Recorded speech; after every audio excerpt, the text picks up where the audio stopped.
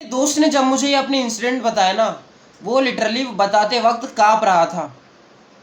और सिर्फ वही नहीं, उसके साथ और भी काफ़ी टेरिफाइंग इंसिडेंट हुए। हेलो एवरीवन, मैं शिवम। इस चैनल पे हम एक्सप्लोर करते हैं अनएक्सप्लेन्ड डॉक्यूमेंटेड केसेस। अगर आपको मिस्टीरियस हॉरर डॉक्यूमेंटेड केसेस पसंद है तो सब्सक्राइब ज़रूर कर लेना। ये कहानी है मेरे एक दोस्त की, जिसका नाम था आशीष। तो आशीष क्या था, 10th बोर्ड चल रहा था उसके। ठीक, वो जॉइंट फैमिली में रहता था। तो क्या था, उसके जो घर की जो मेल है, जो ज़्यादातर लोग हैं वो छत पे ही सोते थे। उनका घर भी काफ़ी ऊंचे पे था, तीन तीन फ्लोर तो थे ही, और 4th फ्लोर पे उनकी छत थी। तो वो ज़्यादातर है ना, रात को छतों पर ही सोते थे। तो गर्मियों का टाइम था, हवा चल रही थी, तो वो भी जाके छतों पे जाके सो जाता है अपने। ठीक। तो क्या होता है कि सब कुछ नॉर्मल चल रहा है, वो सब सो गए हैं जल्दी, सब कुछ ऐसे सही चल रहा है। फिर अचानक उसे रात के 3 बजे अपने बगल वाली छत से किसी के अजीब तरह से चलने की आवाज़ आती है, ऐसे कि कोई जानबूझ के डिस्टरबेंस क्रिएट कर रहा हो। इतनी ज़्यादा कि उससे रहा नहीं जाता, वो अकेले उठता है और बगल वाली छत पे जाके देखने लगता है। और वो क्या देखता है, अंधेरी रात है, चांद की रोशनी पूरे में फैली हुई है, कोई ना बल्ब है ना कोई लाइट है। एक काला साया, छलावा, उसके जो पड़ोसी है उसकी छत पे घूम रहा है कुछ ज़्यादा ही तेज़ी से। इधर उधर चीज़ों पे लग रहा है, टकरा रहा है, ये सब हो रहा है। और कभी वो उसकी छत खटिया पे जा रहा है, कभी इधर उधर खटिया पे खड़े हो रहा है, इधर उधर घूमे जा रहा है। आशीष उसे देखकर कुछ ज़्यादा ही डर जाता है। वो जाता है जल्दी अपने बड़े भाई के पास, भाई से बोलता है कि भाई उठो उठो उठो। उसके भाई को लगता है कि यार तू पानी वानी पीना होगा खुद ही पी ले, वॉशरूम जाना होगा चले जा, सभी करते हैं। तो ऐसे उसे इग्नोर कर देता है कि चल। लेकिन आशीष कुछ ज़्यादा ही डर गया था, क्योंकि उसने वो देखा था कि पड़ोसी की छत पे क्या हो रहा था। तो वो जाता है अपने खटिया पे जाके सो जाता है और चादर ओढ़ लेता है। नींद तो उसे आने नहीं वाली, वो बस लेटा हुआ है। कुछ देर बीतते हैं और कुछ ही देर बाद वो जो छलावा है पड़ोसी की छत से आके इसकी छत पे आ जाता है। और जैसे वो पड़ोसी की छत पे कर रहा था, वैसे ही इधर उधर घूमने लगता है, सबकी खटियाओं के पास आके खड़े होने लगता है। और अब बारी थी आशीष की खटिया की। वो छलावा आता है और आशीष की खटिया के पास ऐसे करके खड़ा हो जाता है। आशीष के चेस्ट के थोड़ा पीछे ही वो जाके रुक जाता है। वो बस उसे एकटक देखता रह जाता है। आशीष इतना ज़्यादा डर जाता है इस टाइम कि वो ना कोई मूवमेंट कर रहा है, ना किसी से हेल्प मांग रहा है। वो बस जो हो रहा है उसे देख रहा है। कैसे देख रहा है, वो जो चादर है, चादर को जब आप अपने आंखों के पास लाओगे तो क्या होता है, वो चादर से आपको थोड़ा थोड़ा दिखने लगता है, आर पार दिखने लगता है। तो ऐसी आशीष करता है। तो आशीष बस उसे देख रहा है और वो छलावा आशीष के पास देख रहा है।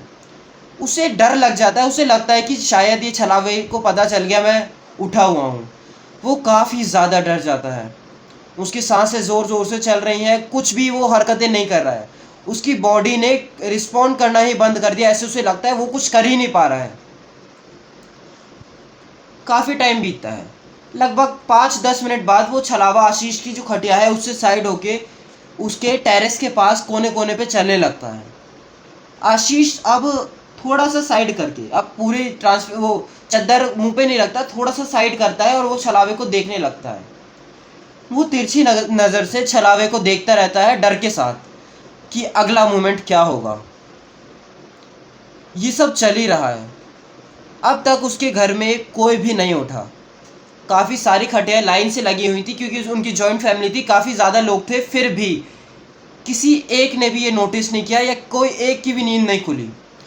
वो छलावा अब दूसरे पड़ोसी की छत पे जाके कूद जाता है, और कूदते ही वो गायब हो जाता है। और वो ऐसे गायब होता है जैसे कभी वो एग्जिस्ट करता ही नहीं था। आशीष वो देख के काफ़ी ज़्यादा डर जाता है। इतना ज़्यादा डर जाता है कि आशीष को उस टाइम नींद आती ही नहीं है। अब लगभग सुबह के 4 बजने वाले थे, उसको अभी भी नींद नहीं आ रही है। वो 1-1.5 घंटा लेटा रहता है, बस सोचता रहता है उस चीज़ के बारे में, उस इंसिडेंट के बारे में जो उसके साथ हुई। उसकी आंखों से डर साफ साफ पता चल जाएगा अगर हम उस टाइम देखते। वो इतना ज़्यादा डरा हुआ था उस टाइम पे। अब वक्त आता है तकरीबन सुबह 6 से 7 बजे। आशीष की वापस आंख लग जाती है। वो सोता है, वो उठता है और उठने के बाद अपने घर में किसी एक को भी नहीं बताता ये इंसिडेंट के बारे में। और अपने जो डेली के काम करते करते उसका जो ध्यान है उससे हट जाता है। अब लगभग 2-3 हफ्ते बाद क्या होता है, उसके जो घर में जो लोग हैं वो इधर उधर काम में बिजी थे, तो वो घर में नहीं थे।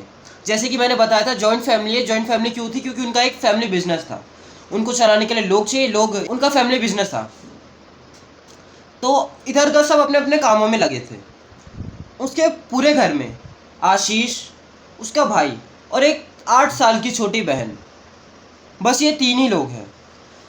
आशीष का जो भाई और बहन है वो बगल वाले रूम में बैठे हैं और आशीष अपने रूम में बैठ के काम कर रहा है। आशीष अपने रूम में पढ़ाई कर रहा है और उसके भाई बहन दूसरे रूम में, बस ये 3 ही लोग हैं। आशीष अपना जो गेट है ना, वो पढ़ाई कर रहा था, उसकी वजह से वो थोड़ा है ना बंद कर देता है, कुंडी नहीं लगाता, बस साइड से बंद कर देता है। तो क्या होता है, आशीष को है ना अपने जो गेट है उसमें किसके नॉक नॉक की आवाज़ आती है। आशीष को लगता है छोटा भाई है, छोटी बहन होगी, तो छोड़ देता है, इग्नोर करता है, थोड़ा स्माइल करता है और इग्नोर कर देता है, अपने काम में लग जाता है। फिर दोबारा अब तेज आने लगती है आवाज़। अब आशीष को थोड़ा अजीब लगने लगता है, लेकिन वो फिर अपने काम में ही लगा रहता है।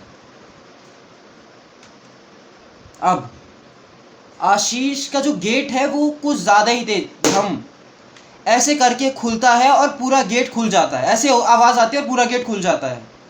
आशीष को ज़्यादा ही डर जाता है, वो उसे लगता है ये क्या कर रहे हैं यार, ये इन लोगों को लग जाएगी या फिर ऐसे क्यों कर रहे हैं गेट। वो जाता है और सीधे उसका इंटेंशन था कि अपने भाई बहन को भाई समझा के आएगा अच्छे से कि सही से रहो, पढ़ाई कर रहा हूँ मैं। तो वो जाता है और जैसे ही वो अपने भाई बहन के रूम के पास जाता है, वो क्या देखता है, उसके जो भाई बहन है ना वो सो रखे हैं। और ऐसे भी नहीं कुछ वो लोग नाटक कर रहे हों, वो लिटरली सो रहे थे गहरी नींद में, टीवी अभी भी चली रही है, वो सो रहे हैं। आशीष डर जाता है काफ़ी। तो है ना अपने घर के किचन से किसी के चलने की या फिर कोई मूवमेंट करने की ना आवाज़ आने लगती है। आशीष इस टाइम तक काफ़ी डर गया था। ये दोपहर का टाइम भी हो रहा है, फिर भी वो डर रहा है। वो दबे पाँव अपने किचन की ओर जा रहा है और चलते चलते उसको लगता है कि भाई क्या हो रहा है ये मेरे साथ। और वो जाता है और क्या देखता है, किचन में तो कोई है ही नहीं। जैसे ही वो किचन के बाउंड्री के पास आता है, वो आवाज़ अचानक बंद हो जाती है और उसी टाइम उसकी नज़र किचन की विंडो के पास जाती है और किचन की विंडो के पास उसे एक वैसा ही छलावा दिखाई देता है जैसा उसने उस रात को देखा था। उसे सब कुछ याद आने लगता है कि भाई उस रात को ऐसा हुआ था मेरे साथ, हाँ ऐसा। और वो काफ़ी डर जाता है।